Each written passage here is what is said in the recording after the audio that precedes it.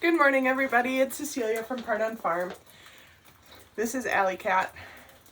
It's our farm cat. I wanted to jump on really quick and talk to you about rabbit kits because we have a rabbit. Her name is Daisy. That's kidding this morning. And we had a situation that happens sometimes if you are going to breed rabbits. So I really wanted to talk to you about that and some things that you can do to help if you have. Typically it's with inexperienced moms, but honestly she was a really experienced mom, but we've really been struggling since we moved them from the other shed to this shed to have successful kidding experiences. And I'm not saying this one's going to be successful, but I've done everything I know to do to help with the situation. So when I came in this morning, rabbits usually like to kit in the early hours of the morning, and I knew she was really close, so I came out early this morning to check on her, and she had one kit, and she had not built a nest, she had not pulled any hair. So typically experienced moms will start building a nest and pulling hair before they kit, and you'll know that they're really close to kitting because they'll stop eating or drinking at least 24 hours before they kit, and she had stopped eating and drinking, so I knew she was really close. And so I came out this morning and she had kit, and I had put hay in there for her to build a nest with, and she had kit on the hay, but she had not built a nest. So what I did is I took the baby kit, and it felt cold, but kits will feel cold if they're kitted outside of a nest and mom's not sitting on them and keeping them warm. So if you have a baby kit, the first thing you want to do is get it warm. And honestly, and this might freak some of you out, but I put it in my shirt and I put it against my skin to warm it up. You will know if a kit is alive or not by looking at its fingernails. If you see blood in the fingernails, that kit is too far gone. It is past. But it might feel absolutely frozen to your hands and there's no blood in the fingernails, and you put it in your shirt, and after a little bit it'll start to wiggle around and you'll know that it's alive. So that's one thing that we do. And you can also put them under a heat lamp to warm them up, or I've brought them in the bitter cold of winter. The first year we had rabbits, I brought them in the house and kind of ran them under some warm water to get them warmed up, and that worked too. You just got to make sure that you get them dried off really well too before you bring them back to the nest for mom. So that's what I did this morning. I took that one kit that I had and I put it in my shirt, and while I did that, because I knew she was actively kitting, and you don't want to stress mom out, but you also want the kits to survive. So I took some hay and I put it in her nesting box, and I'll show you kind of what our nesting boxes look like. Big Mama, I thought she was bred, but she hasn't shown any signs of being close to kit. So this is Big Mama, and she's really docile. She likes pets. She's a good rabbit. But this is her nesting box, which I put in because we try to breed our rabbits together so that, oh, look at her saying hi. Hello. We try to breed them together just in case somebody has a really big litter, we'll kind of split them up.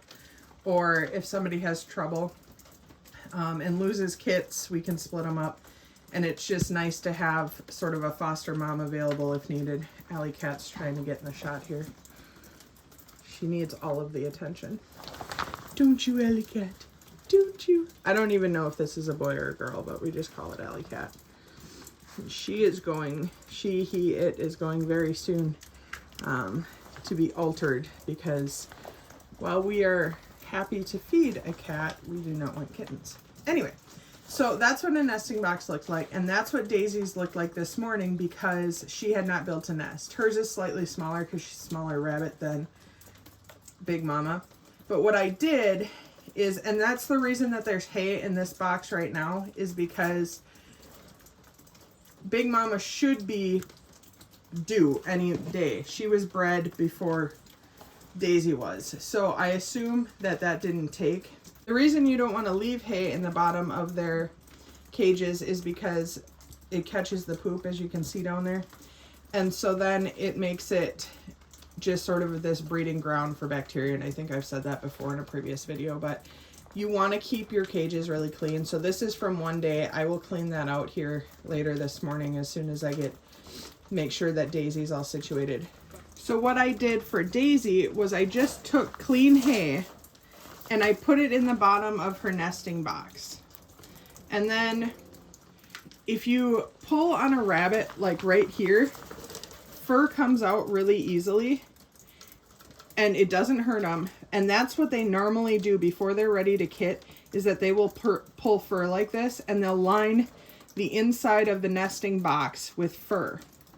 So I filled it up with hay. I pulled a bunch of fur, not a little bit, a bunch of fur from around Daisy. And then I put her kits, and in the meantime, she had had another kit on the wire that I picked up and I dried off, and I put both kits that she had had in the nesting box with the hay and the fur. So I'll show you Daisy.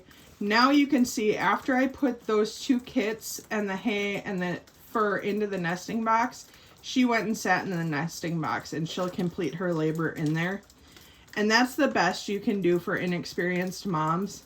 The problem is, if you're not watching, it is very easy to have an entire litter on the wire and have them pass, which is really sad. I hate loss on the farm. It makes me really sad and it hurts my heart. So it's sort of common to lose the first litter out of a mama, and it's partially because they don't know what they're doing, and you, maybe if you're not experienced, you don't know how to help or how to help them. I know we had a litter once where we bought a rabbit and it wasn't supposed to be bred, and like 15 days after we got it, it kitted. I mean, I did not see that coming, and we ended up saving a few babies, but some of them were already gone. And so that's really sad. So I just hope that this helps somebody. And when you're having babies like this, even with an experienced mom, even with her sitting in the nesting box now, I'm going to go ahead and come back and check her probably about every half an hour to hour, just to make sure, because I don't want to see any babies lost on the wire. And yeah, she's sitting in the nest good now, but sometimes that changes. Every once in a while too, you'll have mamas that eat their babies. Sometimes they'll do it because they haven't gotten enough nutrition, but sometimes they just do it, and there's no reason or rhyme to it that I can see. And those mamas, honestly, if we usually give them another shot, but if we have a mama that eats 2 litters in a row, they don't get to stay on our farm, because it's just not, it doesn't make sense. So this isn't the most beautiful place to have a video, and it's definitely, I was not planning on shooting a video this morning, but I thought this is a learning experience that's really important, and I just wanted to take you guys with me, for those of you who are interested in doing rabbits, or have rabbits and haven't bred them yet, or she's had at least 7 litters of kits just fine, and now we moved them and she's having trouble. So I think it's probably because of the move, but I'm glad that we got her in the nesting box at least, and I'm going to keep an eye on her. I'm going to keep checking her, and that's really the best we can do. And for me, it's really important that I get up and I check when I know they're close. In the middle of the night, sometimes, especially in the winter, I will get up like every hour or so and check and make sure that they're not kitting, because we don't want to lose kits. And in the winter, it doesn't take long with them laying on the wire for them to freeze. So I really appreciate you guys hanging out with me today. It's sort of an unexpected, kind of messy video, and I'm not sure how good the quality is going to be with this low lighting situation that I have in here. I just really wanted to share it with you. I hope you learned something, or it's at least a little bit entertaining. Have a great day and keep growing.